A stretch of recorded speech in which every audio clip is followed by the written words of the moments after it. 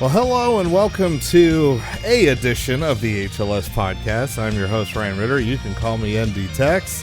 As always, you can join us live when shit happens over on twitch.tv/RealOldSons. You can subscribe to the pod over on Apple Podcasts, Spotify, wherever you happen to find your podcasts at. Come join us in Discord, vent, bitch, whatever you must do. HerLittleSons.com/Discord. As always, you can find us at home at HerLittleSons.com. With that said, I'm going to bring in Shane, and Shane, I think Raina giving you some affection might be the best part of this show. Yeah, see, the cats keep me grounded because were they not here, my apartment would be a fucking disaster. I cannot, I don't even know what to say about what we just watched. Yeah, and we're going to bypass. This is one of those episodes where we bypass the rest of the college football world. We actually got an iTunes review that apparently the way Apple does things, they don't always put the most recent review first. So I apologize to the person that put it out there. We appreciate it. I will read it on the before the sim on the Thursday episode, but this is not the time for that kind of stuff. We're barely even going to mention what happened on Nationwide, except in passing, because I mean it started out as a huge day. K-State upsets OU, Texas loses to TCU. The Blood Week was on, and apparently we're a part of it. Yep, 45 to 14, your final. We were sucked into the vortex of death, and I'm talking like we got the eye. Because, Oklahoma loses, all that stuff is fine. Texas losing, that's great. It's the Big 12. What do you expect? But, man, Notre Dame losing to Michigan. Father Soren right off the bat with the most appropriate drop to begin this sucker. Appropriate, yeah. I mean, a 38-point loss. That'll do it. Yeah, I hope you enjoyed the bye week that we had to enjoy being the longest active 30-point or less streak, because that went out the damn window. That's done. Yeah. That's gone. And this will be, as was announced earlier, we will have 2 more games, a home and home, in 14 years. So my son will be a teenager, and potentially, wherever it lines in there, he may be in college by the time this game kicks off again. Man, just an absolute shit show, and we're going to get into every last little part of it. And we're going to start off with something that was floated around Twitter. Jamie O'Mara had it up. A few other people, Milfy actually asked me as well, and I saw a few other people tweeting it out. Is this the worst Brian Kelly loss in the BK era? I think undoubtedly it's yes. Undoubtedly. Yeah. I mean... No, and we already got in the chat, typical Kelly. That's the thing. This isn't typical Kelly. This is beyond anything that Kelly has ever done. This is beyond 4-8. This is beyond getting blown out of Miami. This is beyond getting pantsed at USC in the shitty 4-8 year. Here's why this is, at least in my opinion, and Shane, you can jump on after I'm done with this little rant why it's worse, because in this case, you were the favorite coming into the game. Not only in ranking, you ended up being the favorite in Vegas as well. The line swung your way because everybody looked at it and said, no, Michigan sucks ass. There's no way that this can be right. And that was not an aberration. And usually Vegas will just sit there and say, hey, we'll collect the money, whatever. Ends up they were going to collect on this one no matter what, with all the money that went towards Notre Dame's way. But you had that. You had a bye week. That's the other piece here. You had a bye week. Not only did you have a bye week, you had a bye week in which there were no classes at Notre Dame. None. There were no classes, so all the midterms, all that was done. You beat SC. You get to have an entire week where you get to do nothing but focus on Michigan. Brian Kelly has only lost 2 games ever after a bye week in FBS. Now he's lost 3. Jim Harbaugh has never won a game in which he was favored. This is now only his second victory over a top 10 team of any kind. And then on Michigan's side as well, they just came off a gutting loss against Penn State. So you have it is ideal situations. And even for the majority of this game, before Notre Dame absolutely kind of quit and said, fuck it, we're done, because I don't know what else you call that, and I hate actually saying something like that, but the shoe fits. I don't know what else to say at that point. Oh, they quit. Yeah, and all that combined, and you lay an egg. Look, yes, I get it. It's rainy, but whatever the offense was doing, I don't understand what the fuck Chip Long is on. Book looked scared, and when he wasn't, he was throwing off his back foot. He was all over the place, and man, it just complete disaster. I would take more Miamis, more Alabama championship blowouts than what I just saw here, because this was just god awful, just absolutely god awful. You got anything to add to this shit sandwich, Shane? I mean, yeah, all that context. Plus, I mean, it is as if, I mean, because the only constant between the 2016 fucking monsoon example and this one is Brian Kelly's presence. It is as if he learned nothing. He learned nothing. By the time Notre Dame quit in the fourth quarter, effectively by benching Ian Book and putting in Phil Jurkovec, they had run 23 pass plays. Guess how many runs they had run? 21. And I mean, if you look at Michigan's split, they were in the 40s in runs and in the single digits in passing by the fourth quarter. And you wonder what the fuck happened. Not only that, they used what few possessions they had. They used those to try everything to get the ball to the edge. And even though that didn't work, let's call it 3 drives in a row that didn't work, they insisted. And instead of, playing to a situation where maybe Ian Book can be given an opportunity or a situation to go through his progressions, to actually try to read downfield, because I hate to say it, but wide receivers downfield were fucking winning. He just didn't see them. Story of the season. But because he wasn't really given much in terms of the game plan by way of opportunity to really execute or take advantage of that. No, instead it was, oh, look, an out route. Oh, look, a running back coming out of the backfield, coming out to the flat. Like, that was all they were doing, and Michigan knew it. Michigan knew it from jump, because Michigan knows that that's essentially what they were exposed to with Penn State. A slot receiver potentially doing damage, and the outside edges catching them off guard. That's what Penn State did. That's how they got up 21-0, and Michigan, as a football team in D1 is supposed to fucking do, learn their lesson. Mm-hmm. Notre Dame learned nothing. They learned nothing. And look, when we lost against Georgia and we had one of these little post-game get-togethers after a loss, the mood was a lot different, especially regarding Chip Long. It was, well, man, he schemed around as best as he could. He didn't go right after the teeth of the Georgia offense. It was very smart. It was frustrating at times, but it was extremely smart. It's like he figured that works for everybody. Even when it's clearly against Georgia, it actually kind of worked. Things were moving, things were progressing. You were getting sustained drives, and here it was clear that Michigan's lateral movement was not going to allow it. And they were so stacked into the box, and they weren't really blitzing a whole bunch either. They were just ready to dart to the outside. And Book made him, again, it's another situation where Book makes him pay early. Claypool has an incredible, one of the best catches I've seen by anybody all season long, with that crazy little circus grab toe drag on the edge.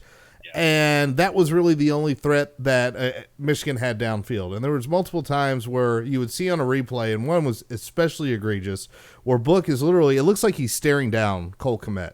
Or McKinley, I'm not sure who it was. I think it was McKinley, actually, as he kind of had a little post route where he was just wide open, just staring at it, looking at it, and afraid to throw it. Yeah.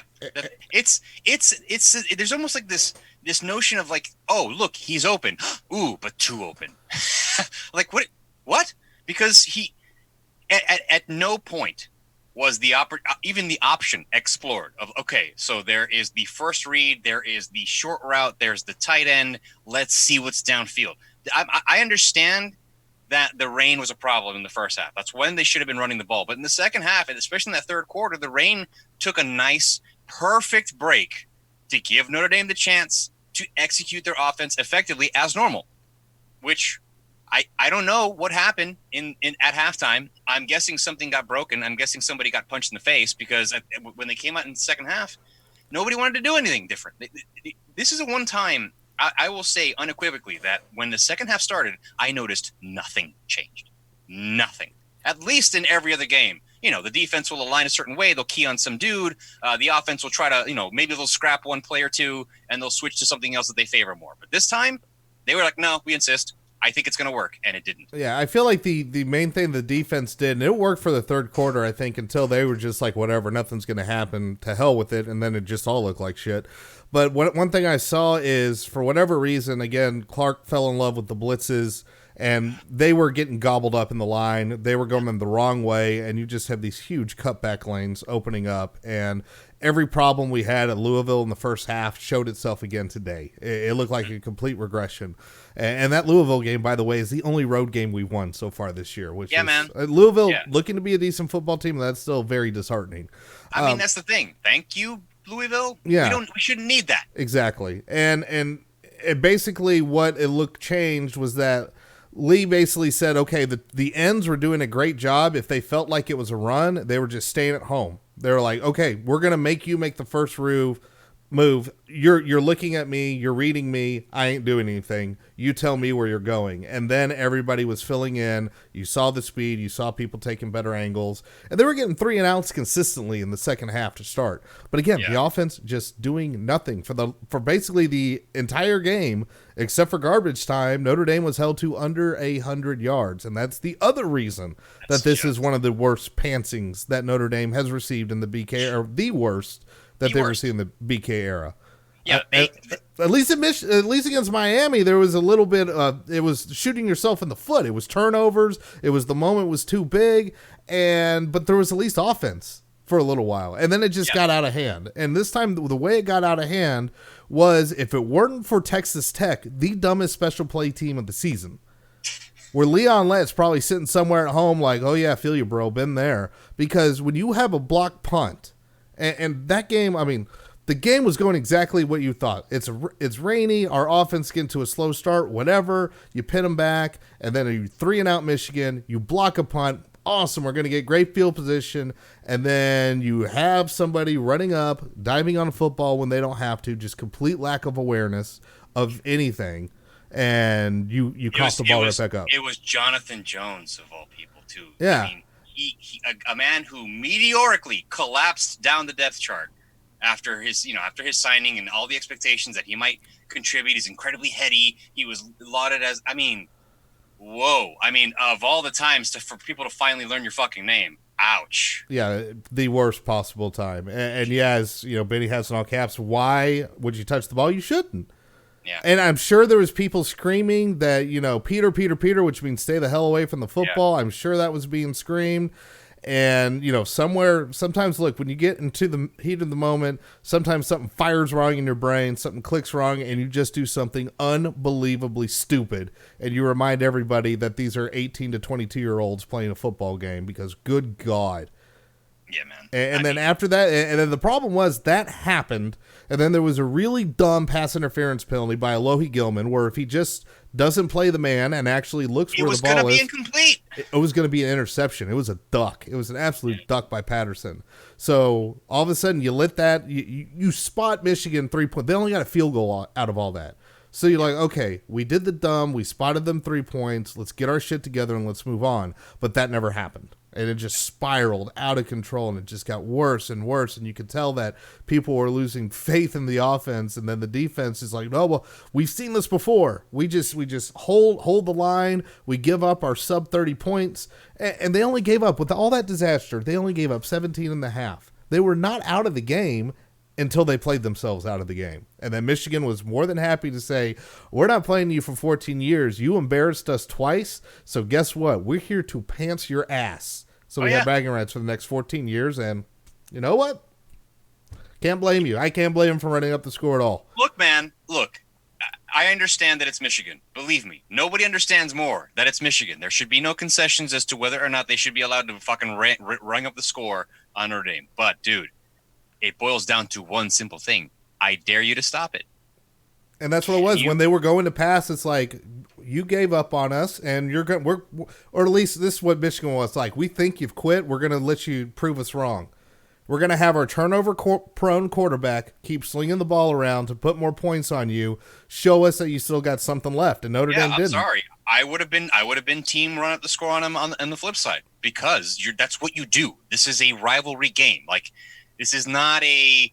I understand that some folks are all Michigan's just a fucking a second. No, dude, that is a deep historical rivalry game, and they are that it is in their interest to run the fucking score up. And the fact of the matter is, ND couldn't do shit to stop the bleeding, and they absolutely had no answers. They had negative answers. They were in answer debt. Mm-hmm. It was that bad. And the fact of the matter is, like, I know that people were, maybe salty in the fourth quarter, the last 5 minutes there when they're going for more points, whatever. But dude, again, this is the last time they're going to play for 14 years. This is coming off of last year, which Shea Patterson was even keen enough to mention in his post-game interview. This is coming after the 31, technically 36-0, 37-0. I mean, you have to understand that's what they're going. That's what we earned it. Right. We earned this. Oh yeah, absolutely. We walked in and said, "Is anybody here handing out ass whoopings? Because we want one." and to transition to something else, because Andy Gal is asking a question that I think deserves a little bit of discussion, and that is that she has heard that the DBs are coached to play the man and not the ball. And quite honestly, I wouldn't be surprised. I can't speak for what happens in practice, but I know generally for defensive back technique, you are taught to look at your man to be able to figure out what is going on with the ball. Yeah, read the man. Because basically the idea is that more often than not, DBs are going to be at a disadvantage to the offense. And a lot of times, especially in the college game, you're going to have mismatches, you're going to get burned, and you're playing catch up. When those things happen, you have to start looking for signals that the receiver is going up for the ball. So playing the man does not mean you never turn your head. That is one of the biggest things you have to, when I say playing the man and never turning your head, I mean that he completely misread the man and ran into him. Because at a certain point, when your man stops, like full out stops, and your other DB that you're helping double cover stops, and they're both jumping after the ball, you have to have the sense to look your head around and figure out what's going on. Everybody stopped. Gilman kept going, and that's what caused the penalty. Yep. So, yes, you are supposed to play the man, but at a certain point, you also have to figure out where the ball is coming. If the receiver's got his hands up, you're trying to put your hands through. If you don't think you're in position. If you're in position, you see the hands come up, you see the eyes come up like the ball's coming. If you're in position, you need to turn your head around too. Turn the fuck around. There is no DB coach in the world that will say, no matter what, you focus on that guy's hands and you just put your hands straight through the air. Not a chance. The only time they will actually say that is a good idea is if you're defending a fade route and you're supposed to put your entire body inside the receiver's hands. But that's, in general, how DBs are coached. Now, again, I can't speak for what's going on in practice. I just know, having been around and watching DBs get coached and watching, just football in general, that's how they are supposed to play. So they failed in that. So you can't just say, well, they're told to cover the man and it's an excuse. No. That's still a failure. Like, Gilman's a great player, but that was royally bad. And if you sat him down, he would admit it too. He was pretty fucking mad. I think mostly at himself by easily. The third quarter. He was playing erratic at that point. Like, you get in your own head in different ways. He got in his own head about the, beating himself up. You could tell he's got that kind of demeanor in general. Very, very, very accountable to the self, very, I guess you can say harsh on oneself when things go wrong. But I mean, it's easy to see, dude. Like, imagine all of our frustration, right? By halftime, by the third quarter, and imagine then taking that and playing in the game, being part of contributing to that. I mean, of course, they put in Phil Dracovic in the fourth quarter, and that was just, I mean, yes, it's important to get the backup, experience in a blowout. But when it was 12, 13 minutes left in the fourth quarter, and they're putting in the backup, that's essentially the white flag. It's just we're not scoring. That wasn't the panic button. That was, we're done. We're done. It wasn't 40 anything by then. It was still still 35. Like, they could still pull off an insane fucking miracle, but they were just like, we're done. We're not even trying. Fuck this. And then when he comes out, he sacks himself, which is just like, Jesus Christ, really? His first play. He just said, here we go. Auto sack. And man, did the sim ever warn us? We have never had a more accurate sim than we had this past week. It was It was like, we're trying to tell you it's going to suck. Oh boy, did it ever suck. I was gonna say, I think this was the most accurate or close that the sim has ever. It was, and I will not lie. Ever since that happened, I'm like, okay, for comedic effect, we had some funny stuff, but man, I need to adjust some stuff. After seeing this game, no, don't think I need to touch shit because it pretty much called it. Yeah, just everything was a mess, and we really need to shift over to the offense, which is really where the majority of the blame. Who fucked up the most, and at this point, man, let's start with Ian Book. Okay, we'll get to Chip Long later. I think we have. Let's. Everybody wants to talk about Ian Book because here's the problem. You know, I was well, Phil needs to start the rest of the way. Oh, it ain't gonna happen. Let's set those expectations right now. Whatever you think of Ian right now, I highly doubt BK pulls the plug right now. He's just going to say, chalk it up. He sucked that day. He's going to get back at it. He's going to be our QB against Virginia Tech, no question. And I think we saw a few different reasons why when Phil was out there. One, the auto sack. Two, he had a couple shot put passes, which wobblers. I know it was raining, but that was bad. Fuck. So what I wanted, I would have been fine had Phil come in as the panic button somewhere in the half or somewhere in the second half. But man, I don't understand what happened today. He was 8 for 25 for 73 yards and had a sad touchdown. But that was about it. And man, it's like his second read on his progressions is run. And one of the things, because UHND, they did a good write-up, Greg did over there. I forget his last name off the top of my head. Where he, on the first play where he took off for that long run, he read the linebacker, turned his back, and started running after the tight end. And that's when Book took off, was immediately after. That was his read. Oh, okay, I don't need to throw to him because now there's a lane open. It's like after that happened, I guess, maybe that's what he looks at every single time. Because there was a couple times where he ran off, and when you had the behind the QB replay, like the NCAA angle, you're like, yep, there's a linebacker turning around, and he's deciding to go. And there was just so many times he had the happy feet as well. It's just panic. I think we haven't been. I don't think we've been wrong in assessing the fact that his entire and as pointed out by one ND Gal in the chat, his entire second read has been pull and run. That's it. He doesn't. I haven't seen a quarterback as nervous and as quick to be anxious and just fidgety as Ian Book has been this season. I mean, it's to the point where Brady Quinn's on fucking Twitter being like, "Step up in the pocket," you know, and slaps his own face emoji. You're like, dude, like, come on. Like, these are basic mechanic issues. And for all the shit we talk about Phil Dracovic and his problem, his throwing mechanics and his fucking duck throws, it's like, should we not be also giving Ian Book equal shit for not actually playing quarterback, but rather acting like a wildcat running back? Or thinking that you need to throw off your back foot every single throw. I cracked the joke on Twitter. It's like, this is me. Look, I'm Ian Book at quarterback. Oh, look, open receiver. Open receiver. Oh, Chase Claypool. Double coverage, back foot throw. Here we go. That's exactly, that's what he did all day. And that was pointed out in the chat too. It's like, you're open. If you got two guys on you though, going to you next time, buddy. Gotcha. And basically, he's expecting Claypool to make circus catches. It seems like that's the option. And which, look, if you got a guy that can do 50-50, let him go do the damn thing. That's what Trevor Lawrence did against Alabama the entire effing game, and it freaking worked. Just putting it up in the air. But I can't understand where Book's head's at. Like, even from an outsider, obviously there's so much I can only try to figure out from the outside looking in. But usually you can kind of get a good idea. But when you look at this, like, what happened? Look, like, this isn't even QB year 2 under BK type shit. Yep. I mean, it fell off a cliff tonight. It went full Disney movie lemming. Yeah, and what Ian did today is everything that we bitched about Brandon Wimbush was doing. Yes, it is. Which almost makes it like, are you just, what are you demanding that gets in people's heads? Like, is it Long?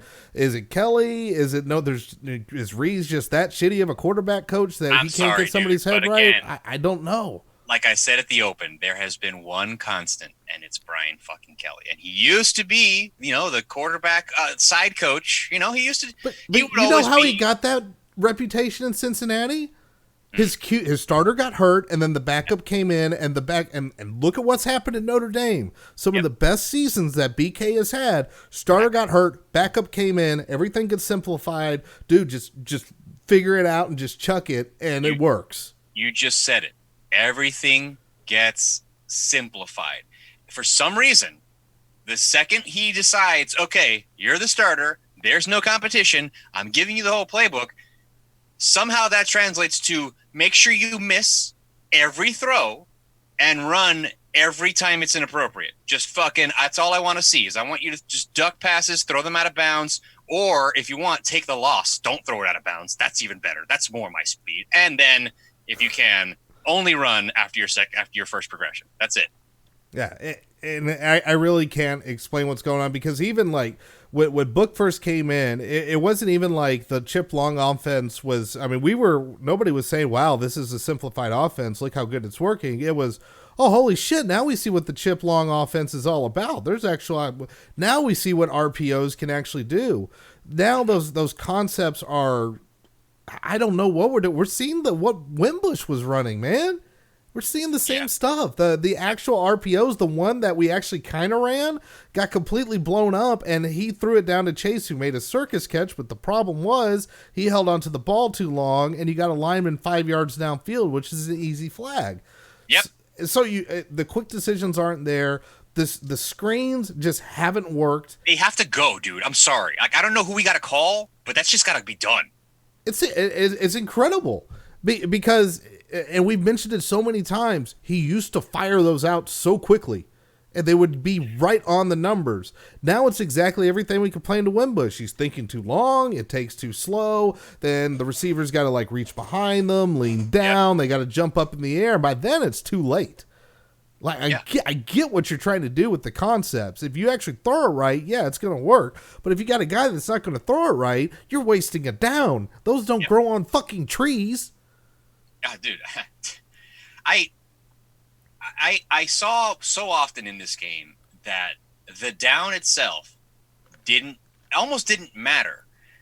Not just because, okay, so there's two reasons. One, obviously the inherent reason is that MD's offense was so fucking anemic that of course every down didn't matter. Every down was a oh shit down. But even like let's say first down they gain 4, it's like 2nd and 6, 2nd and 5. That would be the play that they would, we're throwing it away. And then on 3rd down, that would be, instead of, okay, let's focus, let's get past that first down marker, what would happen? I think like 8 out of how many drives they ran, most of the time they fucking tried to run the ball on 3rd and extra and either medium or long.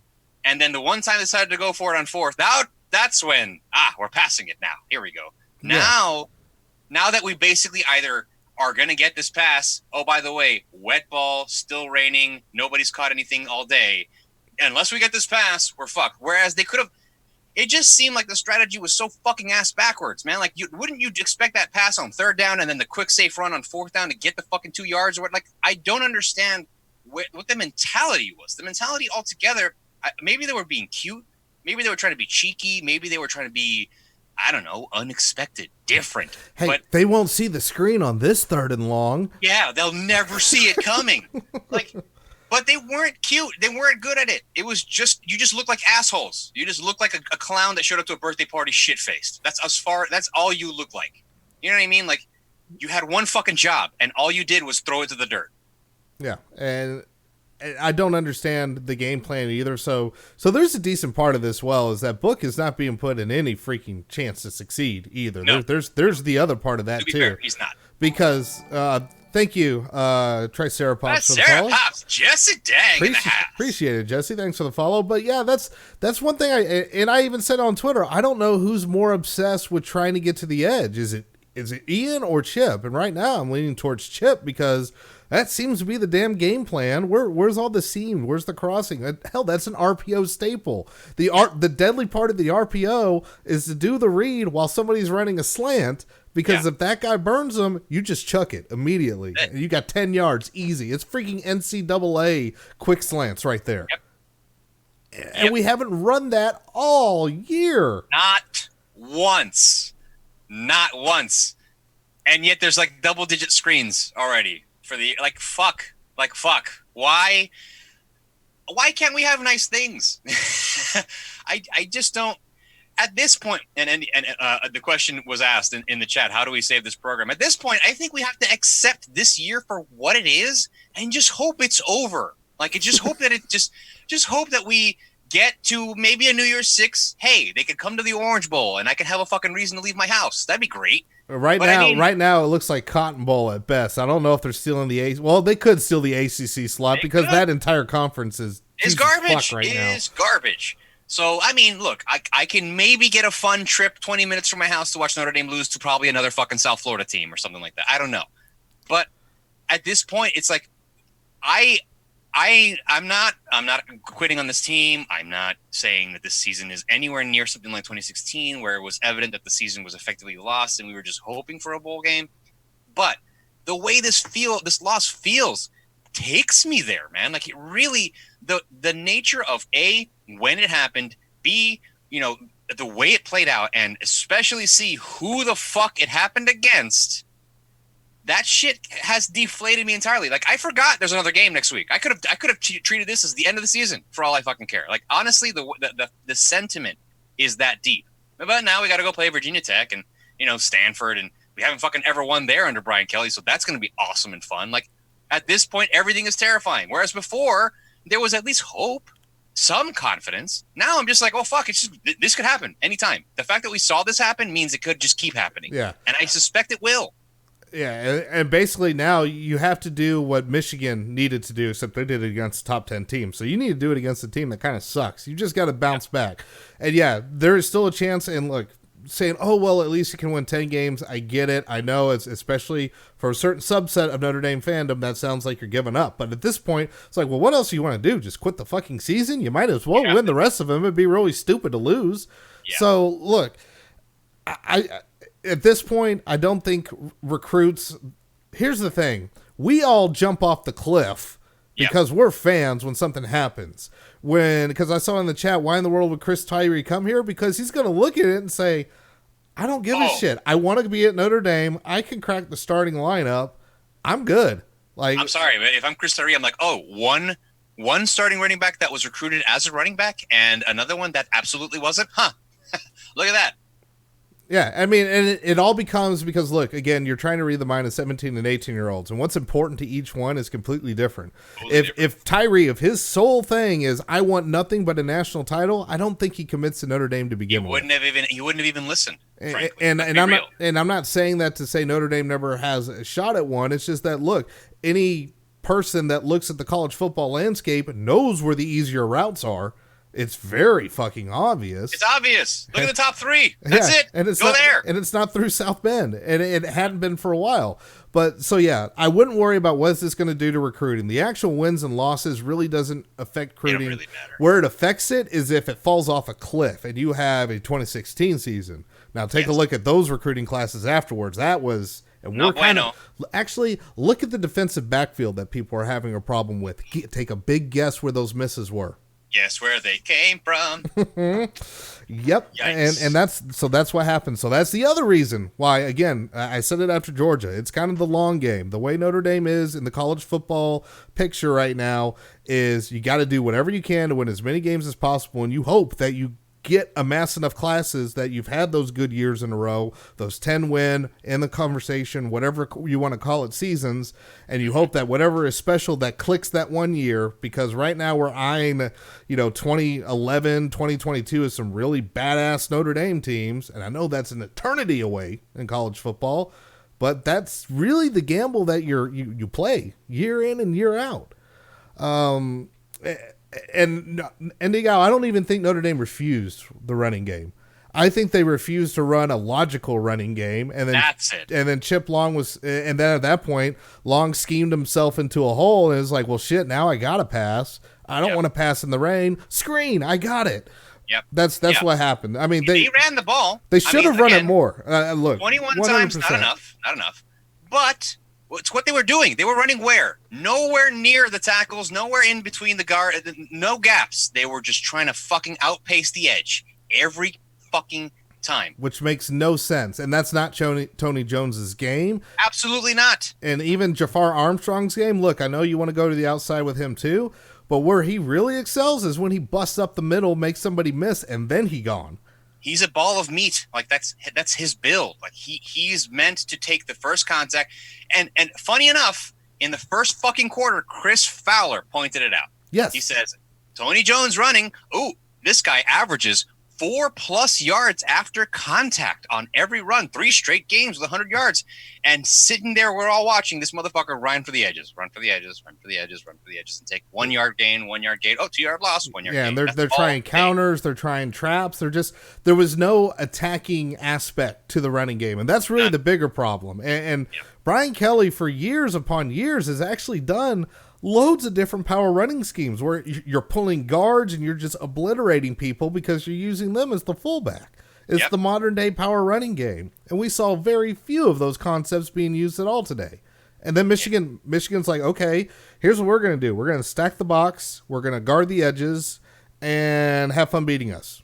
That's what Don Brown said. And that's exactly where Notre Dame failed. Yeah. Don Brown said, I actually listened to the media or to my general feedback. I actually watched film, and look at that. The edges are an area of concern, and so are the areas where the slot receivers tend to line up, those little soft zone areas. Look, and like a normal non-Brian Van Gorder defensive coordinator, the motherfucker said we should probably fix that. And they did. And again, this is Don Brown we're talking about. We're not talking about, we're not even talking fucking name your coordinator. His scheme is so easy to beat. That's the most annoying basic. part. It's super. He is California girl that never had to pay for it. He's pure basic. He runs the Visco girl defense. Yeah, Visco girl. Fuck me, drinking a White Claw on the beach. But I mean, look, and it's very simple. You know what you're getting when you go against a Don Brown defense. He's going to load the box, make you beat him, and he's basically going to say, I think even if I load the box and it backfires, we're going to get to you, either sack you, hit you, something, but you're going to make a mistake or you're not going to complete the pass. And even if you do, I'm assuming you're not going to do it so many times where it burns me. Nope. And that's exactly what happened because they weren't being tested, man. Claypool on one-on-one that many times, it's like a freaking gift, man. Dude. And there's people running wide open down the field because there's so many people in the box and you're just not hitting them. Yeah, that's the thing is Ian Book wasn't seeing it, wasn't looking. I cannot the fact that every time Chase Claypool was one-on-one, the ball wasn't going his way is speaks to the full breadth of how the offense refuses to function. That's it. Look for Claypool. Oh, he's not open. He's double covered. That means someone's fucking open. Did Chris Fink catch a ball today? I don't even know if he was thrown to. I'm like, no, he's not on the box score. Look at that. And yet he's a starter. He's the starting slot receiver. That is supposed to be one of their major areas of weakness, and he was never, ever exploited. He wasn't even part of the mix. He wasn't used to drag off defender. Nothing. Even Kmet only got 2 receptions, which is worrisome. Kmet, 2 receptions. I listened to the Irish Illustrated podcast, and the 2 points they made were, if the offense is going to succeed, they need to get the ball to Kmet. And they absolutely didn't. No, they got him. I guess the touchdown, which was beautiful. I'm not gonna. Oh, that was the best play called all game. That was brilliant. It was brilliant. But where the fuck was that? Where the fuck was that all day? I don't know, man. All right. Well, before we get too much more in the ranting, I'm taking a look at the clock here. We will take a quick break, and we'll be right back. We'll talk a little bit more about the offense because we haven't quite reached the bottom yet. We'll talk about it when we come back. All right, folks, I'm going to go ahead and do the little Twitch ad. We will be back in a minute. Reminder that you can bypass this by subscribing, either by the good old classic or via Twitch Prime if you have it. We'll be back in 60 seconds. Oh, Lord. I love the number of people on Twitter who think I was serious when I asked if BK has ever played in the rain before. Is everybody listing the games that he actually played in the rain? A lot of people are like, yeah, it's been a while. Do you remember this game? And then somebody tweet replied multiple times to list them. It's like, okay, you missed it, but all right. Oh, that's too good. That is too good. Yeah, I feel empty inside. My cats decided to go lay on the bed, so they got the right idea. I'm going to be laying in the bed soon enough, playing hurt. Like I said, I haven't even mentioned it on the pod yet, but I'm really angry that I'm sober and I'm sick doing this crap. Mm-hmm. Like, legitimately angry. I ran so many errands today, and I got paid with this fucking game. All right, we got 5 seconds, so we'll be on the other end of it. All right, so we are back, and yeah, Shane, you mentioned Chris Fink, and we mentioned, and I mentioned Cole Kmet as, okay, starters, not really getting anything thrown to them much, not really being much of a, really any weapons at all. The other thing that we didn't see, and we expected it to happen because we got Jafar Armstrong back full healthy. Man, remember all that two back awesome sexiness that we did against Louisville? We didn't run it once. Like, no. Did we burn that part of the playbook? Was it for Louisville and that was it? I don't know. Yeah, as far as I understand, based on what other podcasts of folks who are actually connected to the program have said, that was supposed to be like the bread and butter of this offense. I mean, it sure looked like it. It looked like everything was leaning that direction. Yeah, but the injury derails plans. And now that we're back, what happened to that plan? It's I can grasp, I think, for an eternity at straws of what the fuck was missing from this game because there are so many things. But the fact that you had your complement of backs back and decided that didn't matter with all the rain, with all the struggles in the passing game, like these are all, and we've tread this territory already. But I mean, like, there's just so much inexcusable decision making at this point that I'm out of fucking words. I am out of ways to be mad. Yeah, and Milfy points out, look, I know Jones got hurt, but that explains nothing about the first half. Like, it was, you had nobody getting in a rhythm. Jones wasn't getting in a rhythm. You weren't mixing it up with Jafar Armstrong. I know we like running a little bit more too tight now, but there was no real mixing it up at all. Like, I like the too tight in formation too. That's great. The problem is if Tommy Tremble, look, he is starting to worry me with the fact that he's starting to get the dropsies right now. So that's a little worrisome, and I would rather, let's try to roll the dice with the thing that we haven't gotten a chance to do, since week 1.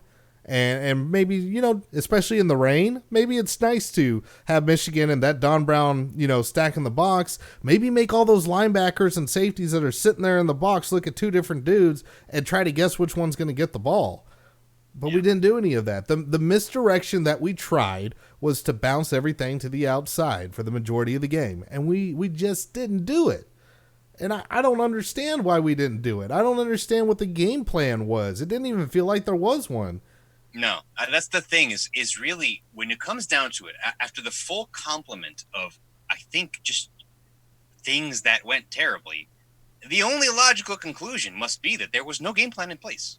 Or they just figured they were going to walk in off their bye, and Michigan, off their close loss to Penn State, was going to just let it happen to them, because at no point did it seem like there was any communication about adjusting anything, about eliminating a play, dropping plays, adding things. Like they it's like they had a complement of or maybe like a set of 5-10 plays total they were interested in running, and that's all they ran. And for whatever reason, that little package, if that shit, by the way, if that package is called the monsoon package, I will kill somebody. No, it really did feel like that NCAA panic where you like, oh, I'm going to come out, here's what I'm going to script in my head, and then it all goes to shit and you're running the same 5 plays because you're like, I remember I ran these well once. I'm comfortable with these. I know where the reads are. But yeah, it's nothing worked out in that fashion. It just never happened. It never worked out like that. And then on the other side of the ball, like we obviously talked about Notre Dame they did run it a little bit more than they pass. 31 runs as opposed to 29 passes. Michigan, on the other hand, 57 rushes, 14 passes. And a lot of that had to do with how much they were up. And then they started, but the thing was, they started passing at the end when they were fucking around with us. Yeah. They were passing to run the score up, which is, I'm sorry, what you're supposed to do. I'm sorry to say it. They only completed 8 passes. It's not like they were freaking air raiding you at the end of it. No, that's the thing. They weren't doing it all day, but when they got the opportunity to make it hurt, that's when you do it, right? And then and what could Andy do to stop it? Nothing. I mean, I don't know what the fuck this team has to do this week. I don't know what their schedule looks like, but at some point, they all need to like wear all white and go to a pseudo church in the fucking in a grass patch with flowers in their hair, like Midsommar style, and see who. I mean, I don't know what the fuck. They need to exercise something. No one's getting fired. No one's getting benched. I mean, nothing like that. But something needs to be cleansed very deeply from whatever's going on, especially on the offense. The defense, I'm sorry, but they're pretty perfect. I love them. They make their mistakes, but these are not egregious failures. These are, the DB didn't get his head turned around, or, crap, the penalty. But the offense has no fucking excuse. The offense did not appear. Like, they just didn't. The equivalent of me, you, and 9 of our friends lining up on offense is what happened on that field today. 47 yards rushing, 133 through the air for a grand total of 180. The majority of those yards feeling like they basically all came in the fourth quarter in garbage time, where Phil got to put together one long drive. So I mean, off the top of my head, we're talking 60, 70 yards there. Finally got the Irish over 100. But man, it's just yay! Thank goodness. I feel great. I mean, this is a team that we saw Army rip them to shreds on the ground. And yeah, I know it's an option attack; it's a little bit different, but they were just plain getting beat on both sides of the line. Army was in the backfield causing tackles for loss. There was no havoc at all for the Notre Dame defense. None. They don't get any turnovers on a turnover-prone offense. Yeah. I mean, the worst we got was losses of yards because Shea Patterson decided to run, not sacks because of just losses of yards on rushes. Mm-hmm. Yeah, and like you said, no turnovers, dude. I'm sorry. Like what the fuck? That was one of the more in the first quarter. That was one of the more shocking things of that fumble-prone offense, and not cough one up somehow to Notre Dame. Unbelievable. And we saw the first one happen right there on the goal line immediately. Yeah. First drive. Yeah. And they couldn't do a snap. And you have Notre Dame. Look, I guess we fixed most of the pre-snap issues because there was definitely early in the game a snap too early because you hit Kmet crossing, which means somebody fucked something up. Either he went in motion too late or somebody got the snap count wrong and snapped it too early. And then right after that, you get a false start. Yep. Because the sim is real, people. This is our lives now. All right. All right. So we got one thing. I'm reading on transfer that it was like St. Brown's early draft departure because there's no passing game that can get him the ball. I actually think that's more of he's still hurt a little bit. Michael Young, you mean? Yeah, he's making a business. We haven't even talked about that. Michael Young is slated to transfer. It is confirmed. He did not travel to this game. Look, the way I'm reading that, he's still a little bit hurt. And Lindsey, Keys, there's other people, and even McKinley rising up the depth chart a little bit more. I really don't think Young is sitting there looking and is like, you know what, this offense sucks. I'm gone. No. That really doesn't make a whole lot of sense. Especially he graduated. He wants to just get his last 2 years somewhere. I don't know. I mean, why not? Yeah, and that's the thing. With the new redshirt rules, he's not going to get 1 but 2 years of eligibility. And with all the studs that are coming up behind him, not only on the roster right now, but in future recruiting classes, based on what little I know and have seen with what these guys are projecting to be, he knew this was his last year with Notre Dame. Who's to say he doesn't just want to go to a school where they're just cool with him not taking classes for 2 whole fucking years and just being badass at football? Like, who's to say? You know what I mean? Like, yeah. Maybe Notre Dame would have wanted him to be, more, academic, involved. I don't know what the fuck, but you have to understand, like, Michael Young is at a point now where he sees that he's only made, he's got like 100-something yards, 21 catches. Like, this is the time to preserve the year. You graduated, go literally wherever the fuck you want. This is a person with a family from a place that's not South Bend. Yes. You know what I mean? Came from Louisiana. I mean, this is a radical, and it's not like he's going to, again, like Shane said, he gets his degree this year. Yeah. Like, he's good. He's going to be fine. He's got his degree. He might as well go do it. And like I said, I have a big feeling that for him to push it and play the rest of the season, he's going to be playing at sub 100%. Yeah. After the collarbone thing. Komet is a freaking nature. I don't know how that dude healed so fast. And Young pushed Young pushed himself to be Wolverine. He couldn't do it. And, that's not anything against him. It's like your body's got limitations. And if it makes more sense for him to say, I'm sitting out for the year, I know that means I'm not getting a 5th year. I mean, the roster spots are in tight competition for 5th years, dude. Folks.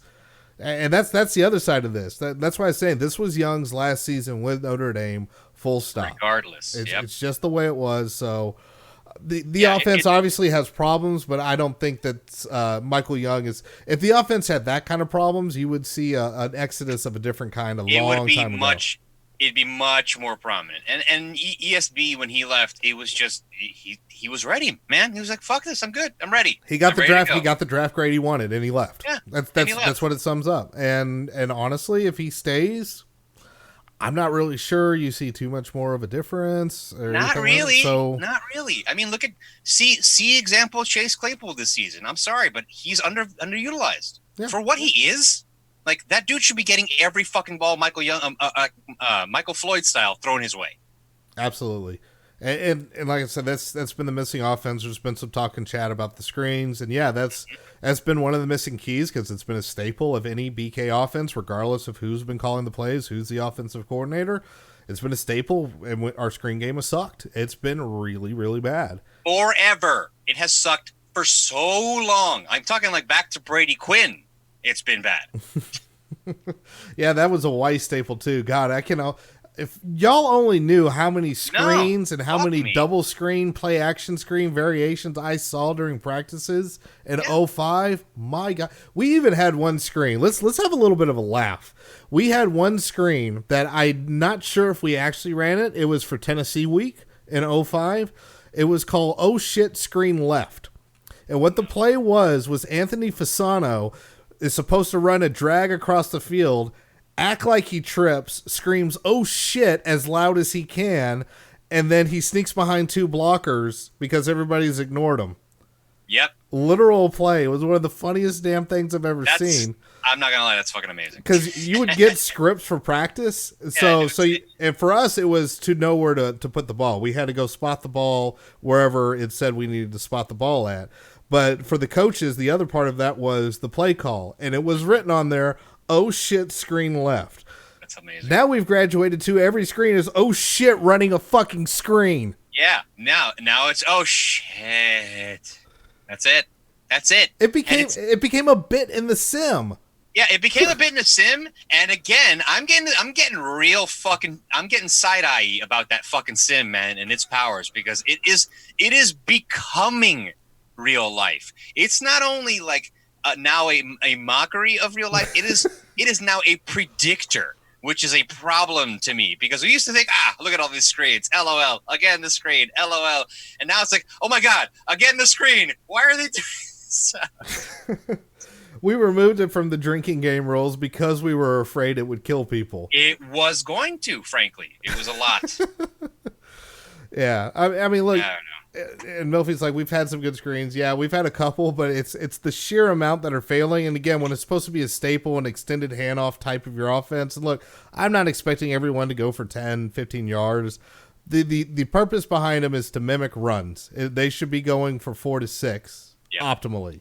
When it's bad, you get like 2 to 3 just because you're throwing a pass and the cornerback should at least not be able to stop you from falling forward 2 yards. But so many of them, it's like going for 1, 0, or a loss, or just an incomplete. Like, where in the world are we throwing this football? Move the fuck on. Yeah, I know you're talking tunnel screens, Milfy. I know I'm saying they're like runs. They don't have to go to a running back. They're like runs. It's the screen concepts in general. It is, what do we got? Like a 20, I think 20% success rate would be fucking generous at this point. Yeah, and by success rate, like 4 yards or more. Yeah, by actually gaining yardage and not, getting back to the line of scrimmage or gaining 1 yard. I'm talking like gaining 4 yards, 5 yards, positive gains. They don't do shit. Chip Lung's offense has become flat. It is. I don't understand. We were worried about him leaving. That was fun. But actually, let's go all the way back to the offseason. Remember how this was going to be BK's most explosive offense ever? Oh my god! And then it was funny if we go back to the episode we had with Tyler James. I'm like, what's all this like? For sure, we're gonna have it. And he challenged me rightly because it's like, well, what's making you feel like that, Ryan? Yeah. It's like what? Well, I've been burned before, and it's the year 2 QB thing, and I just don't see that. I don't see all these explosive weapons that would make it seem like, oh yeah, we definitely got this crazy explosive offense. Like, I thought the offense was going to be good. Don't get me wrong. I didn't think it was going to be anything like this, but we were expecting it to be like some kind of weird ass point a minute offense and some Oregon rebirth, and none of that's happened. Whoops. I left my offense in the car. Yeah, I don't know. After all the offseason expectations, after all the hope, after really, if we're boiling this down to anything, it's after last year. After what we saw could be. We got our first exposure to Book. We got, we saw this high-flying, high-scoring offense. Oh, my God, Clark Lee's defense is amazing. And now, it only takes one. I mean, Georgia was humbling in a different way, but Notre Dame was at least competitive, for fuck's sake. Oh, geez, Georgia's gonna get fucking waxed if they do. Ooh, yeah, man. I mean, look, think about this, man. Notre Dame was kept pace with Georgia, while Georgia had their own, I don't know, fucking the Trans-Siberian Orchestra in the stands doing all the fucking light show for Christmas and shit or whatever the hell. Like, at least Notre Dame still was able to keep up and rise up to the environment. It's like they've never been in the big house before. They treated this like, rain and it beat out at halftime. People left. That stadium was not full for the majority of the game. Yep, and yet they played as if they were like a last minute sub. Like, by the way, I'm so sorry at the last second you have to play this game. You know what I mean? Like, what the fuck? Yeah. I'm done. Yeah, and we've ranted for close to an hour, which I think is more than enough, because look, here's the bottom line. This sucks. It was a shit sandwich. It's the kind of thing that may make Jack Swarbrick say, I don't know if I'm going to give him that extension quite yet. I don't think nobody's going to get fired. Chip Long, if he ended up getting another job, BK may say, you know what? Go ahead. Go ahead and take this move. Sounds like a great move for you. There's going to be, and part of this is that you may just have to, it's something that one of the baseball writers that I followed that covers the Rangers, back when we were having our postseason runs, if we ever got blown out in the game, he would say this, and I'm going to at least try to take this with me as much as this stings and will sting for 14 years.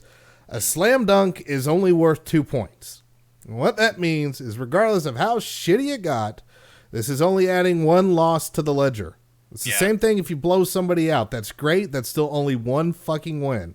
Michigan still has to run out their schedule. They're going to run into the powerhouse known as Ohio State, and it's going to be hilarious. You're going to get murdered. And I'm going to enjoy it regardless of what just happened to us.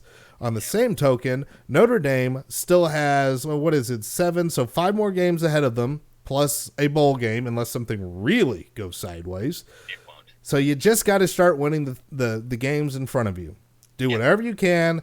You got to win them all out, because you're going to want to erase the memory of this slam dunk as much as you possibly can. And that's all you can do at this point. Like I said, it sucks. It ain't going away. I'm extremely mad. I'm sober. I'm on antibiotics, and I feel like shit, and I'm still here doing this podcast. So watching that happen, watching all of that unthrough, and I'm texting Shane, I'm like, I'm not going to enjoy doing this podcast at all. Yeah. to which I replied, oh shit, I forgot. Yeah. and as it's just getting poured on, I'm like, it's just getting worse and worse. But yes, the dunk is only worth 2 points. At the end of the day, Michigan still sucks. Unfortunately today, we sucked a whole hell of a lot worse. And yeah, like Milfy says, he's going to pour his heart into Virginia Tech. I don't know if I can get as emotionally invested as I did for this game and SC. It's kind of tiring. But that doesn't mean I'm going to not watch the game. Obviously, blog aside, her little sons, everything else aside, I'd still be watching the whole thing. I'm still going to want us to win every damn game. Hopefully we can you got to pick yourself off the map, because you kind of quit in this one. So show that you're not made to quit, that it was rainy, it sucked, we saw the result, and we just wanted to go the hell home. Now we're going to be angry, and now it's time to mow people over. Please, for the love of God, mow people over. We got any other grievances there, Shane? No. This is why we do this podcast now. In the event of a win, so that we can celebrate immediately. But in the event of a loss, especially a bad loss, is so that we can get it fucking done. So that we can move on, have our little group therapy session, and not carry it off into the fucking week. Because I promise you, if I'm riding this energy into Monday, Tuesday, I'm getting fired. Absolutely. So this is why we do it. We got to move on. Like Ryan said, slam dunk's only worth 2 points. This is only worth 1 L. We've got 5 W's. We can keep doing. We can get somewhere where we feel better at the end of the year. We will never let this go. No, but we will absolutely move on. No, if we will not let it go, and especially when it comes to road wins and stuff. The next time there's a road game, guess which 2 games are going to be brought up? The 2 in that loss column. It is what it is. All right. Well, with all that being said, thank you for all of you that joined us over here on twitch.tv/HerLittleSons. Come join us live again on Wednesday when we get the Picks Pod rolling. And of course, you can subscribe over on Apple Podcasts, Spotify, wherever you happen to get your podcast feeds at. You can join us in Discord. Keep the conversation going if you wish. HerLittleSons.com/Discord. And of course, you can always find us at our home at HerLittleSons.com. Till next time, y'all, get some sleep. Forget this happened. Go Irish.